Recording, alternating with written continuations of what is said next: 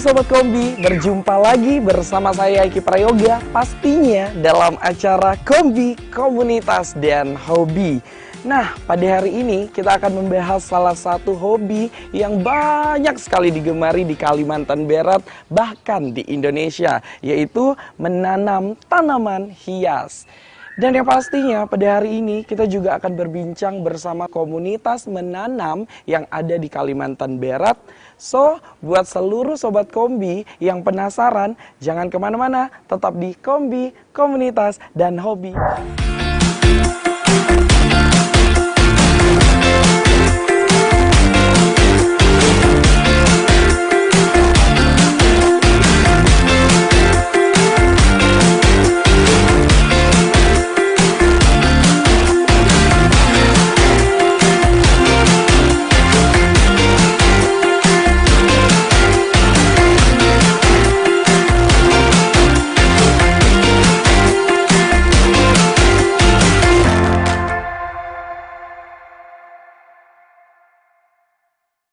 Sobat Kombi, kali ini saya sudah bersama salah satu anggota dari komunitas Geram, Gerakan Ayo Menanam, dan juga merupakan salah satu penjual untuk tanaman hias yang ada di Kalimantan Barat. Halo Pak Iwan, apa kabarnya nih? Alhamdulillah sehat Bang. Pak Iwan sudah bergabung di komunitas Geram ini udah berapa lama nih Pak Iwan? Kurang lebih 5 tahunan lebih gitu lah Pak. 5 tahunan lebih ya? Lah. Oke, Pak Iwan, untuk Pak Iwan sendiri, kenapa bisa tertarik dengan tanaman? Awalnya hobi ya, di tanaman, sehingga potensi untuk nilai tambah dari usaha itu ada. Jadi saya tertarik di situnya. Kebetulan di Geram juga tidak ada yang untuk menggerakkan di tanaman hias, sehingga saya di Geram berminat ke situ, sehingga saya ditarik teman-teman untuk mensosialisasikan tanaman hias di Geram. Karena di pekarangan rumah itu kan kadang tidak berfungsi, jadi kita coba dari Geram, juga dari buah-buahan. Dari tanaman toga juga ada di situ, dari Geram, tanaman hias juga ada di situ, sehingga pekarangan halaman rumah yang tidak terpakai itu bisa menghasilkan cuan. Bisa menghasilkan cuan ya Pak Iwan ya. Hobi tetapi menghasilkan. Luar biasa sekali nih Pak Iwan. Apa saja sih kegiatan-kegiatan yang sudah dilakukan di Geram ini sendiri Pak Iwan? Pertama-tama yaitu tadi sosialisasi ke masyarakat bagaimana memanfaatkan lahan kosong. Keduanya kita juga ada penanaman lahan-lahan yang memang dianggap itu tandus atau gersang ya. Dari Geram partisipasi dengan teman-teman dari Geram anggota, ayo kita menanam. Nah, itulah fungsinya Geram tuh, gerakan menanam. Jadi Geram ini tidak juga bahasa kasarnya berdagang, tetapi juga peduli lingkungan. Nah, jadi selain peduli lingkungan, kita sosialisasikan masyarakat bagaimana kita memanfaatkan lahan yang ada. Tanaman hias apa yang paling populer, yang paling banyak diminati oleh masyarakat? Tentunya apa? Kenapa gitu Pak Iwan? Bisa tanaman itu bisa menjadi populer banget nih Pak Iwan?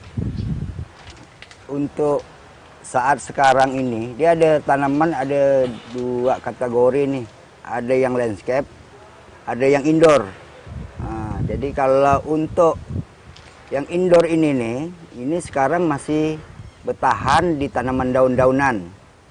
Nah, kalau untuk di landscape itu masih di sejenis ya kalatea gitulah. Kalau untuk saat ini sekarang nih. Kalau untuk saya sendiri nih Pak Iwan, ya. Saya ini kan kebetulan pas dengar Pak Iwan berbicara soal tanaman hias nih, saya pun jadi kepengen nih Pak Iwan, tertarik nih. Nah, apa tuh Pak Iwan kira-kira yang direkomendasikan untuk pemula seperti saya nih Pak Iwan? Pertama-tama kalau pemula ini dia harus ini dulu, hobi dulu dia. Dia harus kenal tanaman, nggak usah banyak dulu. 1 atau 2 dulu dia. harus disukai dulu tanaman itu, baru ke depannya. Nah, kebetulan saat ini memang lagi ngetren di vertical garden yang nempel pohon di dinding-dinding itu. Nah, itu. Tapi kalau untuk permula ini saya rasa sih bagus sosialisasi dulu. Sosialisasi dulu ya, mencari tahu dulu mencari ya Pak tahu Iwan dulu, ya. Tanaman yang mungkin bisa direkomendasikan, apa tuh jenis tanamannya tuh Pak Iwan? Seperti apa contoh tanamannya? Kalau untuk tanaman hias ini relatif sebenarnya. Relatif. Karena kebutuhan masyarakat sekarang ini tidak kayak dulu itu.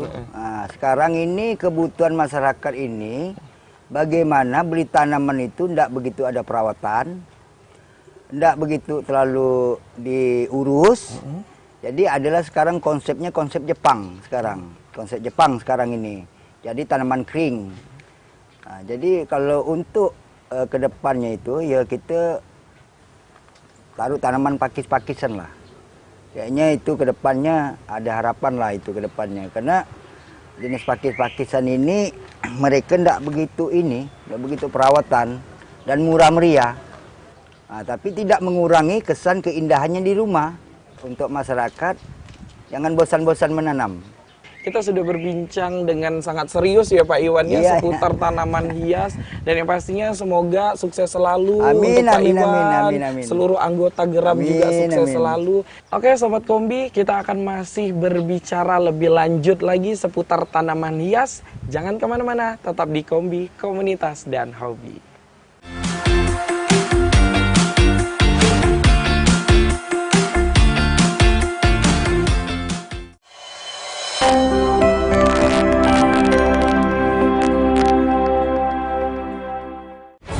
Debat publik pertama pasangan calon gubernur dan wakil gubernur Kalimantan Barat dengan tema meningkatkan kesejahteraan masyarakat, sumber daya manusia yang unggul, dan menciptakan inovasi untuk kemajuan daerah.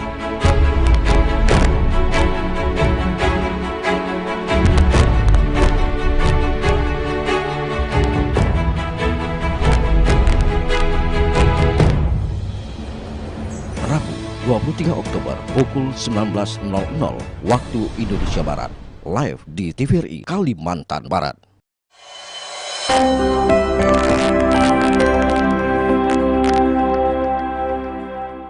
Nah, Sobat Kombi, saat ini Eki sudah berada di salah satu kebunnya Ibu Eni. Halo Ibu Eni. Bu Eni, Ibu Eni seperti yang saya ketahui bahwa Ibu sudah bergabung di salah satu komunitas yaitu Perflora. Bu Eni, Perflora itu apa sih Bu Eni? Baik, Perflora itu perhimpunan florikultura.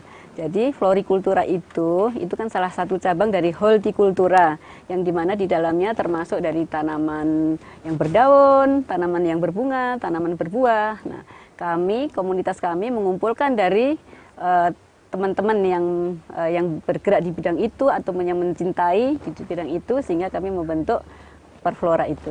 Gitu. Perflora ini sendiri sudah berapa lama Ibu? Atau sudah dari kapan berdirinya? Kami Perflora? berdiri secara resmi itu tahun 2011. Jadi sudah lumayan lama, sudah 12 tahunan ya. Nah, dengan dibentuknya Perflora, kita jadi untuk membagikan info ataupun kita untuk mendapatkan bantuan-bantuan dari dinas pertanian, itu kita lebih mudah. Dan alhamdulillah juga dengan adanya Perflora kita sudah menjadi binaan dari Dinas Pertanian di kota, yang kegiatannya yaitu membantu pemasaran dengan cara mengadakan pameran begitu. Nah, untuk anggotanya sendiri sekarang ini sekitar 30 orang, dan kita mengadakan rutin pertemuan. Sebelum Covid itu kami setiap minggu mengadakan pertemuan, cuman setelah Covid ini dan kebetulan kan juga tren tanaman sedang adem ayem, jadi kami cukup 1 bulan sekali, setiap tanggal 5 kami berkumpul. Ini adem banget ya rasanya kalau punya rumah, punya halaman yang diisi dengan tanaman sebanyak ini. Tenang pagi-pagi ya Bu Eni ya. Kalau pagi bangun biasa Bu Eni langsung keluar. Ya, setelah urusan dalam rumah ya alhamdulillah sering lari ke kebun melihat tanaman-tanaman gitu. Sampai saat ini sudah berapa banyak tanaman yang Ibu koleksi ini, Bu? Berapa ya? Tidak bisa Nggak pernah dihitung. dihitung. Karena saya termasuk yang tidak fanatik ke satu jenis tanaman. Jadi semua jenis tanaman dari anthurium, philodendron, aglonema, kaktus, anggrek, sansevieria gitu saya Begitu rawat banyak semua. jenis Ya, ya Ibu begitu ya, banyak jenis, tanaman-tanaman yang Ibu koleksi Ya. sendiri. Mungkin Bu Eni bisa dapat menceritakan juga nih Bu Eni, tanaman hias yang paling sulit didapatkan dan juga sulit untuk dirawat nih Bu Ya. Eni. Pertama yang dirawat dulu ya. Dari sekian banyak tanaman ini, saya agak bukan kesulitan sih sebenarnya. Memang ada namanya jenis tanaman aglonema itu sangat memerlukan perhatian khusus. Jadi dia kalau mau hasil yang maksimal itu dia harus kita rajin dalam seminggu. Setiap minggunya itu bergantian antara pupuk, insektisida, juga penggantian media setiap 6 bulan sekali. Nah itu kalau dilakukan itu pasti akan tampil yang paling bagus.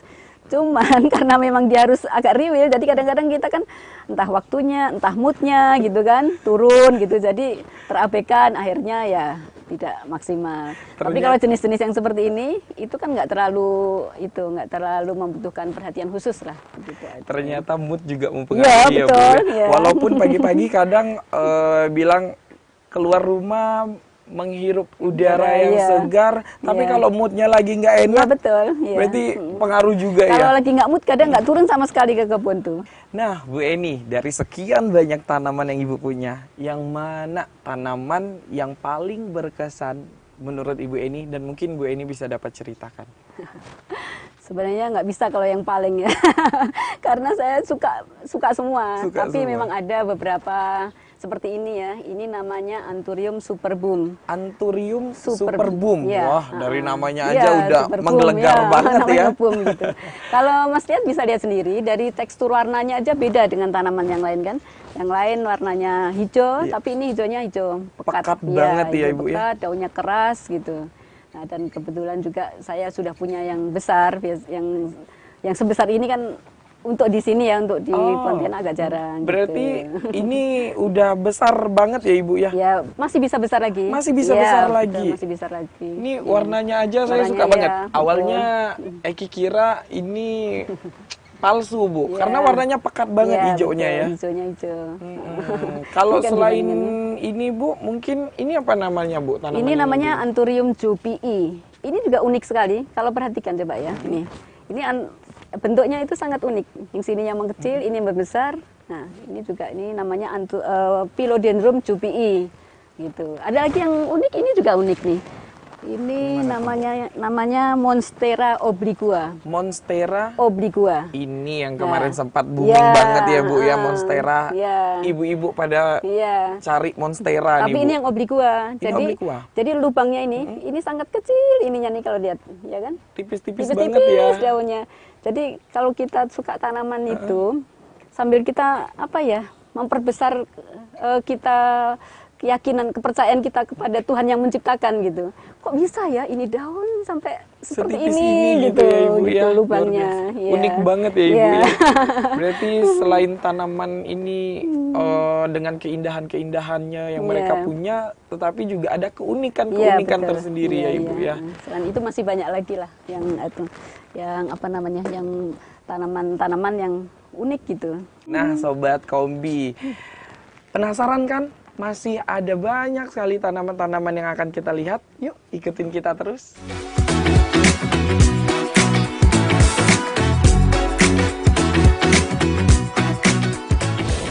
Nah, Sobat Kombi, kita masih bersama Bu Eni melihat-lihat kembali tanaman-tanaman unik dan mungkin tanaman-tanaman berkesan untuk Bu Eni ini sendiri. Bu Eni, ini di depan kita ada tanaman yang dari tadi itu mencuri perhatian Iya. Eki sendiri nih Bu Eni. Ini tanaman apa nih Bu Eni? Ini namanya kaktus. Kaktus. Dan kaktus tuh punya nama jenis-jenisnya Jenis-jenisnya berbagai lagi. macam. Khusus yang ini itu namanya golden barrel. Golden Barrel. barrel. Iya. Segede ini Iya. udah berapa lama nih Bu? Ini bisa tumbuh sampai segede ini Bu? Iya. Kalau sebenarnya waktu saya dapat tanaman ini itu juga sudah lumayan besar meskipun belum sebesar ini ya. Di rumah saya aja ini sudah ada lebih dari 10 tahun. di rumah saya. Lebih dari Ya, 10 tahun. Udah sekitar 10 tahun lebih lah di rumah saya. Jadi kenapa saya termasuk sayang terhadap tanaman ini? Karena untuk mencari yang sebesar ini itu susah sekali. Iya, meskipun kalau bentuknya ya seperti kaktus aja gitu ya, tapi karena besarnya, jadi saya masih termasuk saya senang dengan ini. Kalau kaktus itu kan malah sebenarnya perawatannya minim sekali. Jadi tidak harus disiram. Ini tidak pernah saya siram, paling kalau hujan kena cipratan-cipratan sedikit gitu. Nah, paling ditambahkan dengan pupuk-pupuk NPK ini untuk kesuburan gitu aja, enggak terlalu banyak. Enggak terlalu rewel untuk miara kaktus yang yang jenis-jenis seperti ini. Berarti nggak kering juga ya Bu ya kalau kita kalau kebanyakan air mah bisa membusuk gitu. Oh, kalau kebanyakan air malah bisa membusuk kaktusnya. Iya, jadi kalau kita tinggal pergi pun berapa hari juga nggak masalah gitu, nggak disiram. Mungkin dari Ibu Eni sendiri, apakah ada sedikit masukan-masukan atau tips untuk merawatnya? Iya. Gitu Bu. Pertama, untuk tanaman hias itu, yang pertama adalah cinta. Jadi kita harus cinta, harus suka dengan tanaman hias. Gitu. Kedua kalinya, sabar. Jadi kita merawat tanaman itu juga perlu kesabaran juga. Karena ada kalanya kita sudah rawat dengan cara-cara yang semestinya, masih juga dia kadang membusuk atau mati atau tidak sesuai dengan yang kita harapkan gitu. Jadi pertamanya itu ada dua, yang satu cinta, yang dua sabar. Yang selebihnya itu ya kita merawat seperti halnya kita merawat yang lain-lain lah gitu. Merawat maksudnya benda-benda kita yang lain. Kalau kita sudah senang, otomatis kita akan itu merawat tanaman dengan senang hati gitu ya. Harus didasari dengan rasa cinta dulu, dengan rasa senang. Sayang, Jadi ketika semuanya sudah bersatu, akan menjadilah halaman kita menjadi indah ya Ibu. Ini juga makhluk hidup, jadi juga dia suka disapa juga. Jadi biarpun nggak bisa ngomong, kita kadang-kadang pagi-pagi ya kita kasih salam gitu kan, assalamualaikum, apa gimana ya, seperti layaknya makhluk hidup yang lain gitu. Baiklah, terima kasih banyak Ibu Eni. Semoga koleksinya semakin bertambah banyak dan semoga ini akan menjadi salah satu tempat yang mungkin saya akan rindukan Bu Eni. Akan datang ke sini lagi karena kesegaran udaranya Bu Eni. Terima kasih banyak Bu Eni, sehat selalu. Amin ya, sama-sama.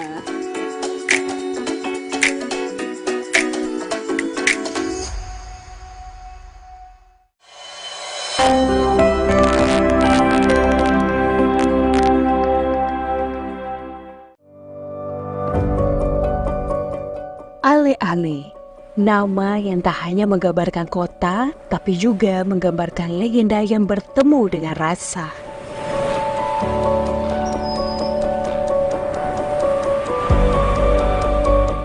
Kerang segar yang lahir dari perairan Ketapang ini bukan sekedar makanan khas, tapi juga cerita kehidupan masyarakat Kabupaten Ketapang, Kalimantan Barat.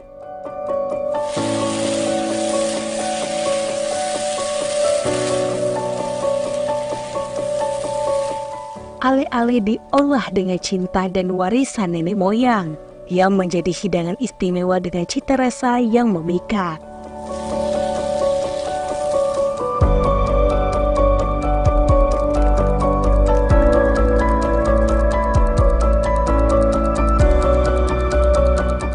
Ale-ale, sajian laut Ketapang, Kalimantan Barat.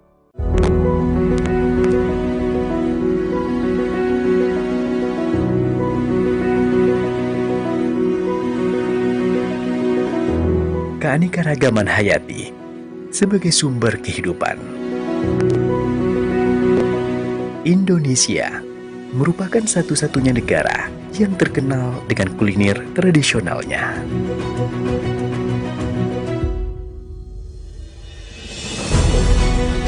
Kuliner tradisional menjadi warisan budaya. Cita rasa masakan khas Indonesia tersaji hingga sekarang. Ciri khas kuliner yang menggoda dan menggugah selera. Kuliner tradisional menjadi kebanggaan bangsa kita.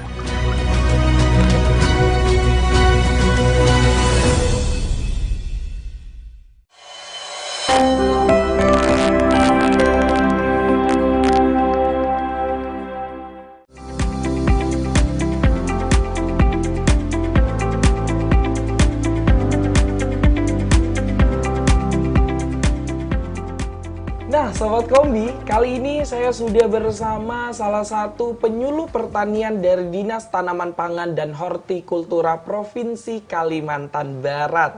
Halo Mbak Hesti. Halo, selamat siang Bang. Aduh, senang banget nih bisa berbicara langsung bersama Mbak Hesti yang cantik banget. Oh, Masya Allah, terima kasih Bang Eki. Mbak Hesti apa kabar? Alhamdulillah, sehat, alhamdulillah, sehat walafiat. Gimana kabarnya Bang Eki? Alhamdulillah sehat juga Mbak Hesti. Iya, kalau dari pandangan Mbak Hesti sendiri ini, tanaman hias apa sih fungsinya?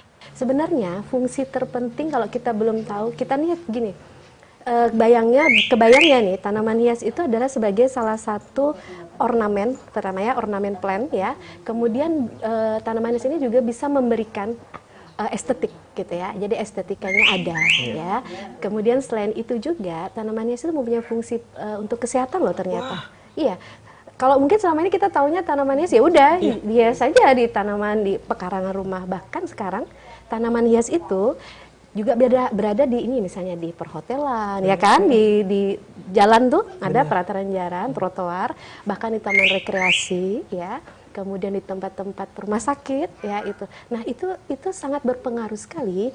Efek baiknya buat kita adalah energi positif yang kita dapat. Nah itu dia. Jadi kalau kita mungkin yang biasanya kalau kita punya tanaman hias di rumah atau apapun, pengaruh positif terhadap diri kita itu bisa salah satu mengurangi rasa stres kita.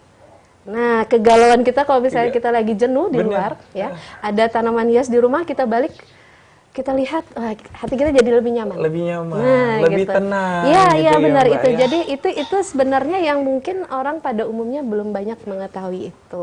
Nah, selain itu juga, kalau kita punya tanaman hias ini, itu bisa menjadi salah satu terapi. Nah, terapinya apa? Biasanya orang yang punya sakit ya. Ada orang punya sakit tertentu, kalau dia dengan merawat tanaman hias, itu membantu untuk kesembuhan. Wah, ternyata efeknya begitu sangat luar biasa banget, ya untuk kesehatan ya Mbak ya. Kalau untuk dijabarkan satu persatu itu mungkin akan lebih panjang, lebih banyak lagi manfaat dari luar biasa ya Mbak ya untuk tanaman hias, fungsinya manfaatnya untuk kita sendiri, bahkan untuk orang-orang di sekitar kita ya Mbak ya, luar biasa. Bagaimana sih potensi dari tanaman hias ini sendiri untuk dalam pariwisata maupun perekonomian yang ada di Kalimantan Barat nih Mbak? Ini tadi saya sudah sempat membahas tadi ya, karena secara pariwisata kan kita juga harus meningkatkan nilai ekonomi untuk kemajuan di salah satu tempat, di mana misalnya contoh Provinsi Kalimantan Barat ini. Nah, kenapa kita perlu memasukkan tanaman hias sebagai salah satu arsitektur landscape sebenarnya? Contoh nih, saya dulu pengalamannya, boleh cerita sedikit pengalaman ya? Pengalaman saya waktu kuliah dulu di Jogja ya. Saya itu pernah, saya jadi judul skripsi saya itu adalah, minatnya kan saya hortikultura ya. Jadi judul skripsi saya itu adalah arsitektur pertamanan, jadi landscape. Jadi tapi pengaruhnya terhadap tumbuh kembang perhotelan di daerah Yogyakarta. Ternyata, nah ini poin penting yang saya ambil adalah pengaruh tanaman ya, terutama tanaman hias untuk menarik para wisatawan datang ke hotel itu, nggak cuman untuk nginep aja, tapi bisa juga menimbulkan rasa nyaman di hotel itu ya. Kemudian dia juga bisa mempunyai tingkat daya, jadi bisa berinspirasi, bisa relaksasi. Nah itu salah satu juga yang makanya kenapa sekarang di taman-taman rekreasi pun banyak sekali tanaman hias itu ditampilkan. Kalau Bang Eki jalan di mohon maaf di Ahmad Yani itu kan sudah banyak sekali kepedulian pemerintah ya terhadap menggunakan landscape tadi, itu saya bilang landscape, jadi tanaman-tanaman itu untuk mempercantik kota ya, itu tata kotanya juga sudah mulai terlihat jelas ya. Jadi itu sebenarnya salah satu yang menjadi kunci dari bahwa keberhasilan satu kota, pemerintah dalam menggerakkan aksi peduli tanam sebenarnya, seperti itu. Nah, kalau saya lihat juga sebenarnya bahwa dari setiap individu itu juga bisa sih mulai dari sekarang juga peduli terhadap itu. Paling enggak kita punya sedikit effort ya, effort kita yang mungkinnya tadinya nggak suka nanam ya, bisa bisa belajar nih mulai menanam sendiri dari rumah gitu kan. Oke, Mbak Hesti, terakhir dari Mbak Hesti mungkin ada pesan-pesan untuk masyarakat dari Mbak Hesti selaku penyuluh mewakili pemerintah mungkin. Silakan Mbak Hesti. Oke, baik.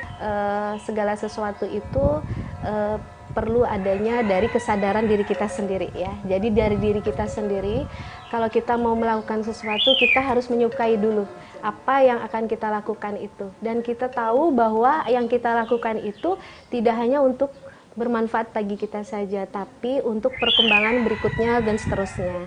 Nah, satu poin penting bahwa selalulah berpikir positif terhadap apapun. Jadi itu termasuk pengaruh dari tanaman hias. Ini tadi saya bilang bahwa tanaman hias memberikan aura positif, vibe positifnya itu bahwa meningkatkan kualitas kita sebagai insan ya, sebagai insan itu.